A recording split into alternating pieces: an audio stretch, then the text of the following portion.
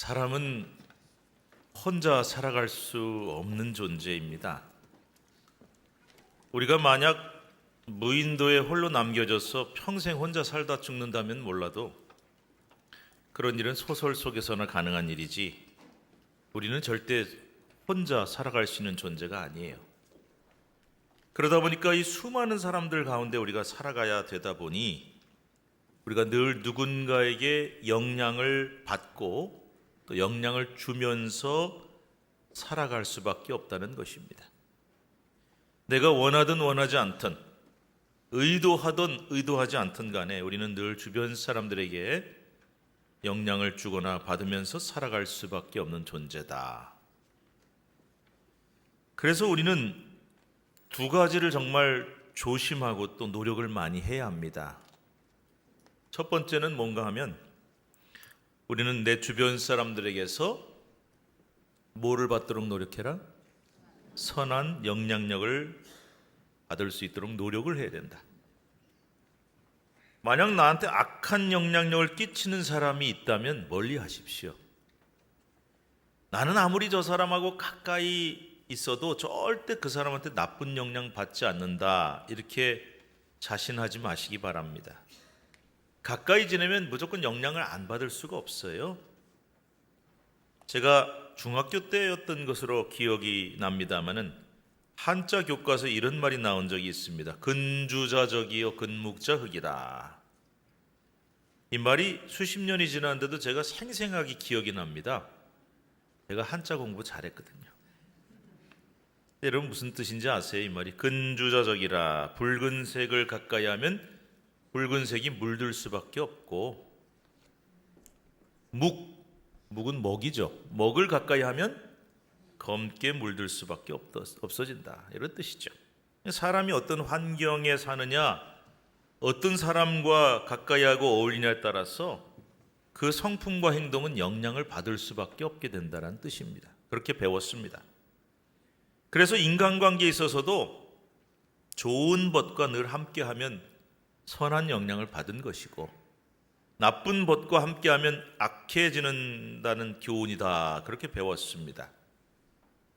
비슷한 의미로 한자 시간인지 도덕 시간인지 이런 말도 배웠는데, 여러분 이 말 다 아시죠? 맹모 삼천지교다 그랬어요.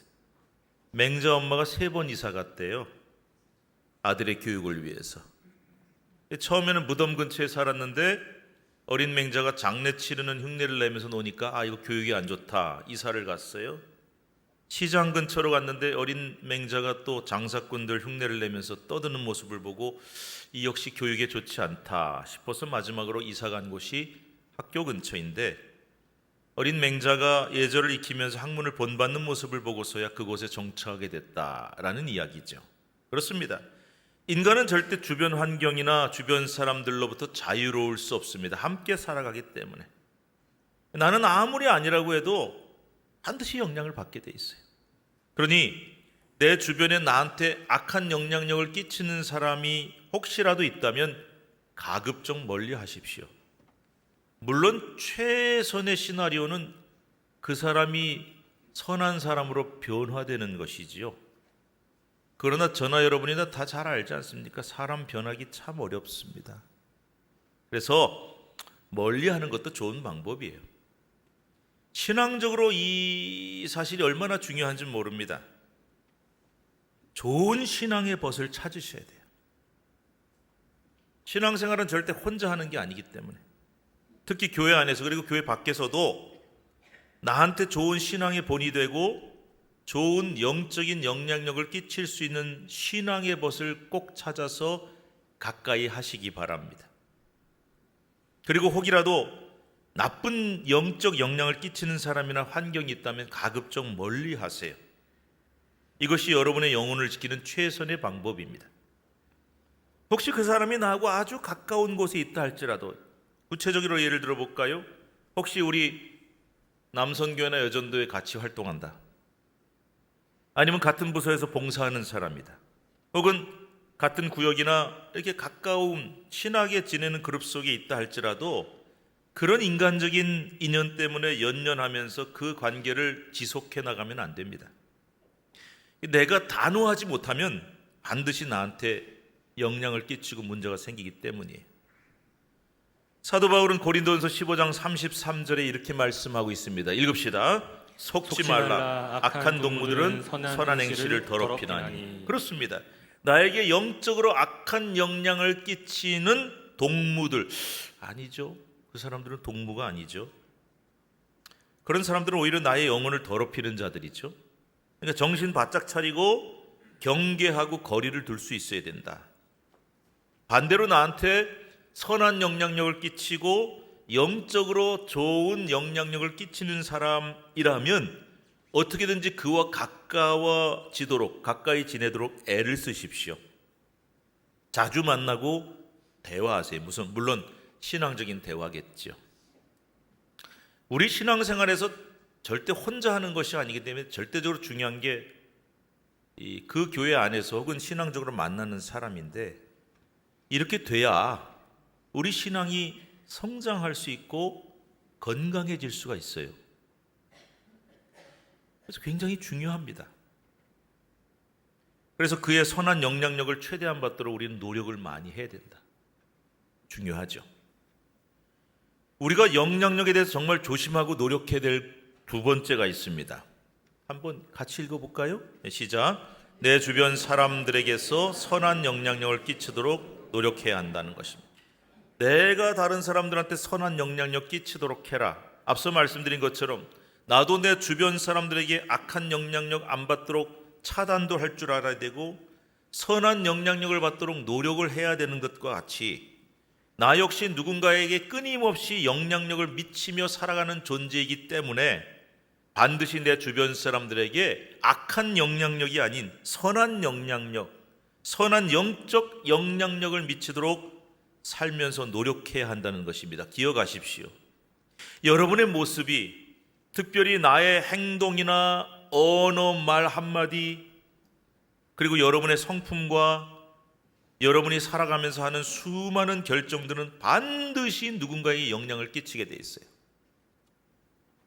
그러니까 여러분이 악한 말을 한다든지 선하지 않은 행동을 한다든지 그러면 그것은 누군가에 영향을 끼쳐서 그 사람의 언어나 행동이나 심지어 인생을 좌우하게 됩니다. 자, 그렇다면 그 사람이 그런 악한 행동이나 악한 말을 하면은 책임을 누가 져야 되냐? 누가 지기는 그 사람이 한 건데 그 사람 책임져야지. 그렇지 않습니다. 내가 져야 합니다.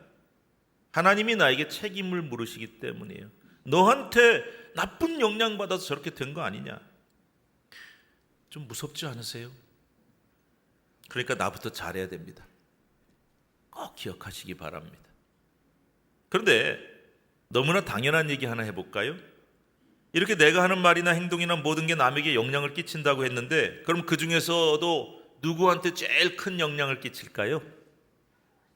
제일 가까이 있는 사람. 그러면 제일 가까이 있는 사람 누구겠어요? 뭐 친구도 있고 교회 성도도 있겠지만 가족이 제일 가깝죠. 그 중에도 내 자녀와 자녀손. 자녀가 부모의 영향을 받고 부모를 닮아갈 수밖에 없는 것은 너무나 당연한 일 아닙니까? 그래서 정말 여러분 내 자녀와 자녀손이 잘 되기를 바라시잖아요. 그렇다면 내가 잘해야 된다. 물론 뭐 내가 완벽한 사람이 돼서 나만 따라하면 돼, 그건 아닐지라도요. 그래서 내가 하는 말 한마디, 행동 하나도 조심을 해야 된다는 거예요. 무심코 그냥 집에서 편하니까 툭 내뱉는 한마디 말, 무심코 하는 행동 하나가 내 자녀와 자녀들에게 엄청난 영향을 끼치고 나아가 그들의 영혼까지 좌우할 수 있다는 사실을 우리는 절대 잊지 말아야 합니다. 오늘 우리가 읽은 본문 신명기 5장 8절부터 10절 말씀, 이것은 10계명 가운데 제2계명에 관한 말씀이에요. 신명기 5장 전체가 10계명을 말씀하고 있는데 그 중에서도 8절 이하는 제2계명 우상 금지에 관한 명령입니다. 우리 8절과 9절 앞부분만, 뒷부분은 나중에 읽을 테니까 앞부분만 한번 읽어봐요. 시작. 너는 자기를 위하여 새긴 우상을 만들지 말고 위로 하늘에 있는 것이나 아래로 땅에 있는 것이나 땅 및 물속에 있는 것의 어떤 형상도 만들지 말며 그들에게 절하지 말며 말고 그것들을 섬기지 말라. 그리고 바로 그 앞에 나오는 본문 7절 말씀도 읽어볼까요? 7절 시작. 나 외에는 다른 신들을 내게 두지 말지니라. 이게 10계명의 1계명이잖아요. 근데 이 1계명도 나 외에는 다른 신들을 두지 말라 우상금지 명령이죠. 그럼 생각해 보세요. 구약에 나오는 그 수많은 율법을 딱 10개로 압축시켜 놓은 게 10계명인데 그 10개밖에 안 되는데 1계명, 2계명 제일 먼저 나오는 2개가 뭐예요? 우상 금지하는 말씀이란 말이에요. 그러니까 하나님이 얼마나 우상을 싫어하시는지 그리고 우상 숭배를 얼마나 큰 죄로 여기시는지를 잘 알 수가 있는 거죠. 그런데 문제는 뭐냐? 이 우상 숭배, 하나님이 제일 싫어하시는 우상 숭배죄를 내가 저지르면 그건 나 혼자로 끝나는 게 아니라는 거예요. 나 혼자 하나님한테 얻어맞고 한 대 맞고 저주받고 끝나는 것이 아니더라는 겁니다. 우리 9절 뒷부분하고 10절 말씀 읽어볼까요? 어떻게 되는지 시작. 나 내 하나님 여호와는 질투하는 하나님인즉 나를 미워하는 자의 죄를 갚되 아버지로부터 아들에게로 3, 4대까지 이르게 하거니와 나를 사랑하고 내 계명을 지키는 자에게는 1000대까지 은혜를 베푸느니라. 어떻게 된다고요? 하나님은요 나를 미워하는 자, 우리가 어떻게 하나님을 미워해? 근데 하나님은 그러시거든요. 하나님 말고 우상 숭배하는 자들은 다 하나님을 미워하는 자들이다. 그런데 이렇게 우상 숭배죄를 저지른 자는 그 죄를 다 갚으시는데 몇 대까지요? 3, 4대까지. 아버지로부터 아들에게로 3, 4대까지 이르게 하신다. 반대로 나를 사랑하고 하나님만 섬기고 내 계명을 지키는 자, 1계명, 2계명 잘 지키는 사람한테는 은혜를 몇 대까지 베푸신다? 1000대까지요. 한번 계산해 보십시다. 3, 4대면 어떻게 되는 거예요? 아버지, 아들, 손자, 증손자, 물론 딸도 해당이 되지만 한 이렇게 되잖아요. 그 한 횟수로 따지면 한 100년 정도 될까요? 그런데 이 3, 4대라고 하는 말은 뭐 1, 2, 3, 4대 아니면 100년 그런 뜻이 아니에요. 상당히 오랜 기간 대를 이어서 영향을 끼친다는 의미입니다.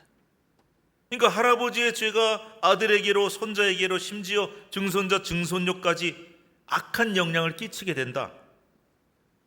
그런데 이 말은 하나님의 심판과 형벌이 3대 혹은 4대까지 이어지고 전가된다는 뜻도 있지만 그만큼 우상 숭배죄가 큰 죄이기 때문에 자손 대대로 심지어 3대 4대까지 엄청난 악 영향을 끼치게 된다는 뜻입니다. 그런데 반대로 우상 숭배 안 하고 하나님만 사랑하고 섬기는 사람은 하나님의 은혜를 받는데 몇 대까지 받는다 그랬습니까? 1000대요. 1000대면 계산해 보세요. 몇 년쯤 될까요? 근데 여러분 이거는요 999대 1000대까지 이런 개념이 아니에요. 몇 년 이런 개념이 아니고 영원을 뜻합니다. 1000대면 영원히. 그러니까 부모의 영적 영향력이 선한 영적 영향이 영원히 자녀와 자녀손들 대대손손에 미치게 된다는 뜻입니다. 이는 앞서 말씀드린 우상 숭배가 후손들에게 상당히 많죠. 3, 4대면 적은 게 아니잖아요. 근데 그 영향과는 비교가 안 될 정도로 길고 크다는 뜻이 되는 겁니다. 3, 4대하고 1000대는 비교 불가잖아요. 그러니까 우상 숭배죄로 받는 저주와 심판하고 하나님만 사랑해서 받는 축복은 비교 불가, 비교할 수조차도 없을 정도로 크다라는 뜻이 되는 겁니다. 여러분 지금까지 신앙생활하면서 이런 얘기 아마 수도 없이 들어보셨을걸요. 내 신앙과 성품이 자녀와 자녀손 대대로 영향 끼친다. 많이 들어보셨잖아요. 그런데 여러분 이게 오늘 말씀을 보면은 우리 생각보다 훨씬 더 심각하고 중요한 문제임을 성경은 오늘 우리에게 말씀하고 있는 거예요. 그건 머리로 알고 있을 정도가 아니다. 그 정도가 아니야. 훨씬 심각해. 우리의 악한 영적 영향력은 우리 생각보다 훨씬 더 심각하게 자녀들에게 자녀손들에게 전수된다. 우리의 선한 영향력도 우리 생각보다 훨씬 크고 놀랍게 자녀손들에게 전수된다. 이거죠. 이런 메시지가 바로 오늘 본문에 나오는 3, 4라는 숫자와 1000이라는 숫자 속에 잘 드러나고 있는 겁니다. 동시대에 살던 두 사람을 비교 연구한 결과가 있습니다. 한 사람은 18세기 미국의 위대한 신학자고 미국 명문 프린스턴 대학 3대 총장도 지내고 미국 부흥 운동을 일으켰던 조나단 에드워드라고 하는 분이에요. 미국 사람들 보면 이런 거 잘하더라고요. 몇십 년 동안 그 후손들을 쭉 표본 조사를 하는데 후손들을 연구해 보니까 조나단 에드워드 집안의 자손 한 1200명 가운데 수백 명의 목회자와 선교사가 나왔고 수십 명의 대학 총장과 교수, 판사, 상원의원 그리고 부통령 한 명까지 배출되었다고 합니다. 대단한 집안이네요. 명문 가문이라고 보통 부르지요. 그런데 그와 비슷한 동시대에 살던 한 사람, 어떤 자료에 보니까 뭐 뉴욕에서 술집을 운영하다가 부자가 된 아무개다 이름도 나오던데, 제가 요즘에 AI라고 그러죠. 챗 GPT를 가지고 한번 찾아봤더니 근거는 별로 없대요. 그래서 제가 이름은 얘기 안 하겠습니다. 어쨌든 이 사람 누구냐? 아주 방탕하고 하나님을 거부했던 사람인데 그 가문들을 조사해 봤더니 후손 가운데는 지나치게 다른 가문에 비해서 범죄자, 알코올 중독자, 정신병자, 빈곤층이 대거 나오더란 거예요.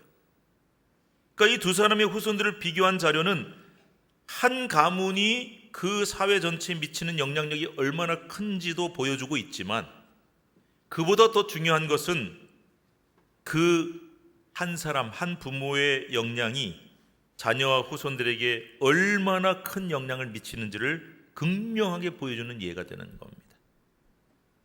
그러므로 우리는 이 중대하고 심각한 진실 앞에서 정신을 똑바로 차려야 됩니다. 내 한 사람의 선택이 가정을 무너뜨릴 수도 있고 천대에 걸쳐 은혜를 흐르게 할 수도 있다. 아멘입니까, 여러분? 그럼 나는 어떤 길을 택할 것인가? 우리가 하나님만 사랑하고 우상을 버린다면 나와 후손들에게 은혜의 길이 열리는 줄로 믿습니다. 주님, 나의 우상을 버리게 하시고 오직 주님만 섬기게 하옵소서. 우리 가정과 교회가 천대까지 은혜의 통로가 되게 하시옵소서. 우리가 이렇게 우리 자녀와 자녀손들에게 선한 영향력을 미치기 위해서라면 그거 쉽지 않습니다.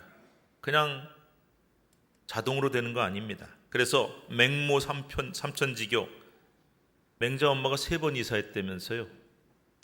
그런데 3번이 아니라 30번, 300번이라도 이사할 수 있어야 됩니다.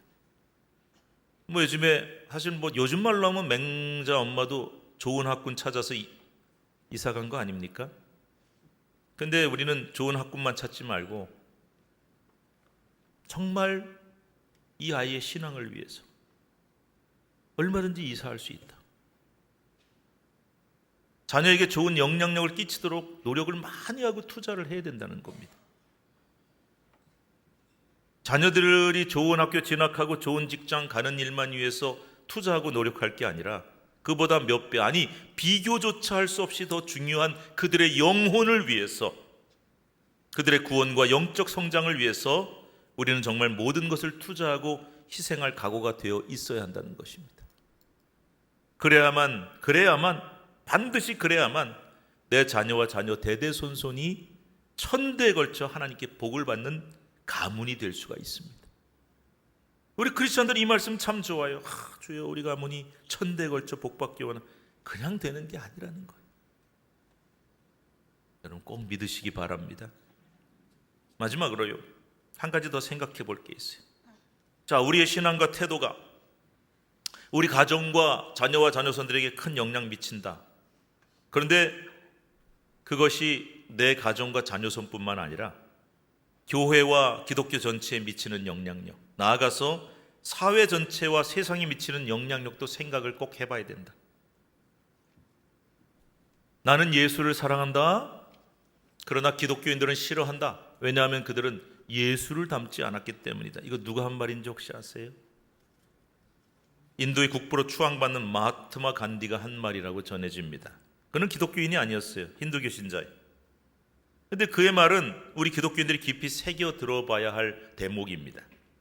간디가 이런 말을 남기게 된 데는 이유가 있다고 해요. 힌두교 신자였던 간디는 학창시절에 성경을 누군가에게 받아서 진지하게 읽어보게 되었다고 합니다. 특별히 마태복음 5장부터 7장에 나오는 산상수훈의 깊은 감명을 받았노라 스스로 그렇게 얘기하고 있어요. 그래서 그가 나중에 독립운동을 할 때 무저항 비폭력 운동을 하게 됐는데도 이 산상수훈의 영향을 받았노라고 말하고 있어요. 그런데 이 간디가 기독교 국가인 영국에서 유학을 하는 중에 식민지 국민이고 유색 인종이라는 이유로 굉장히 차별을 많이 받으면서 그의 마음이 어떻게 되느냐, 성경을 들고 내 이웃을 사랑하라 하고 외치는 이 영국 사람들, 영국이 기독교 국가거든요. 그런데 실제로는 유색 인종을 차별하고 식민지를 탄압하는 기독교인들을 바라보면서 간디는 무슨 생각을 했을까요? 물론 그런 자료는 안 나와 있지만 저는 아마 틀림없이 그도 복음을 받아들일 기회가 있었을 거라고 생각해요. 그런데 그는 평생 성경과 예수 그리스도는 사랑하지만 나는 교회는 절대 안 다닐 거야, 나는 기독교는 절대 믿지 않을 거야라고 결심한 사람이 되었을 거다. 저는 그렇게 생각합니다. 그렇습니다.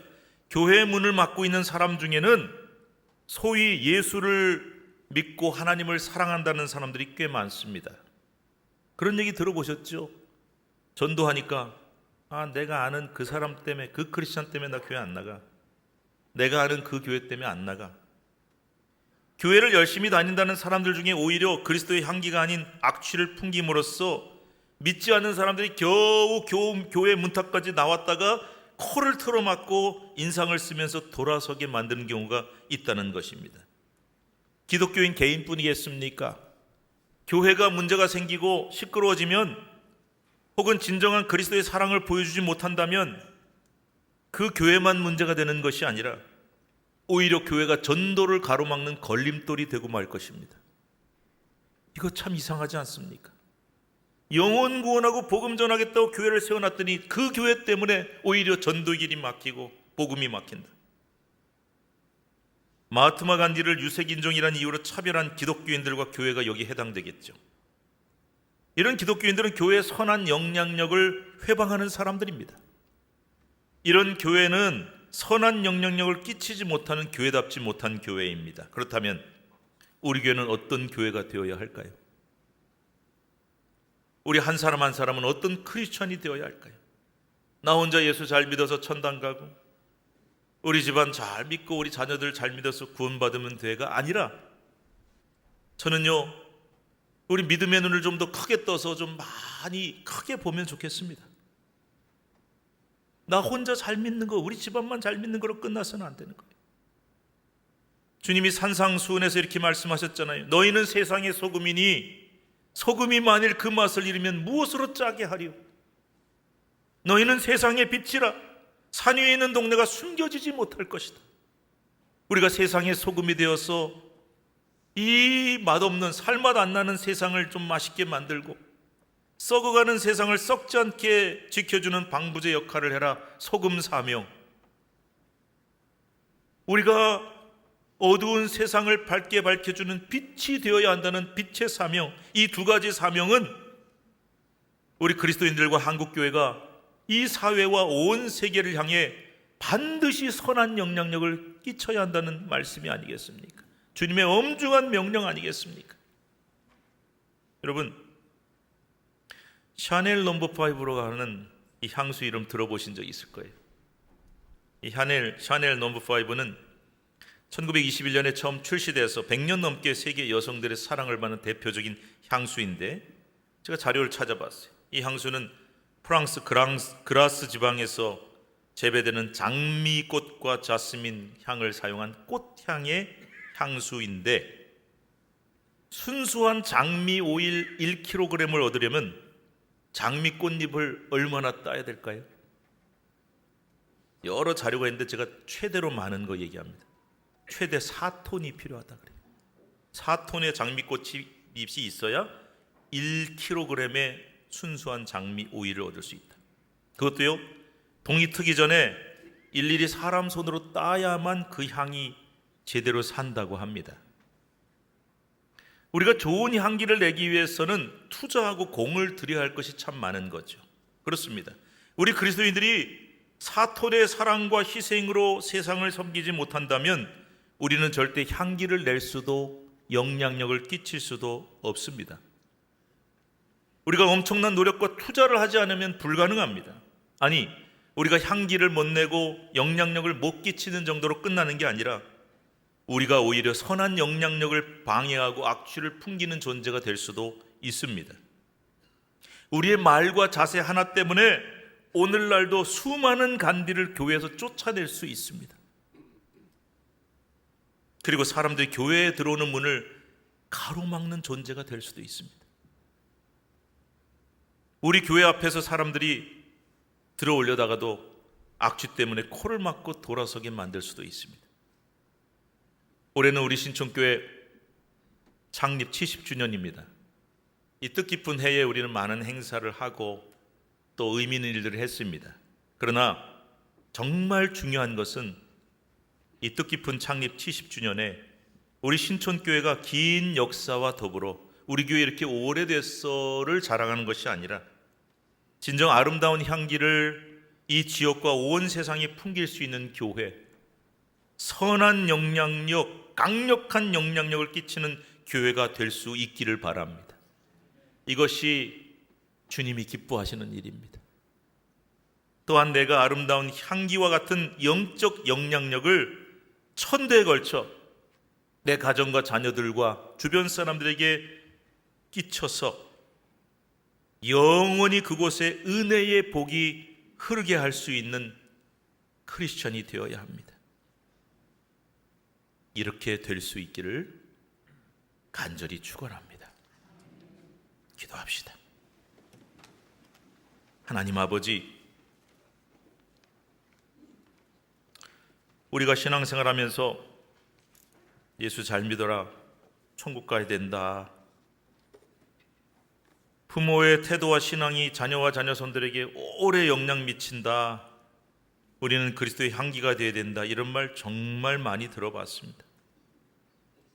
그런데 오늘 말씀을 듣다 보니 이게 우리가 머리로 아는 것보다 훨씬 더 엄중하고 심각한 말씀이로구나. 자그마치 악한 영향력은 3대 4대까지 이어진다니, 그런데 선한 영향력은 1000대까지 이어진다니, 이게 얼마나 엄중한 말씀인가.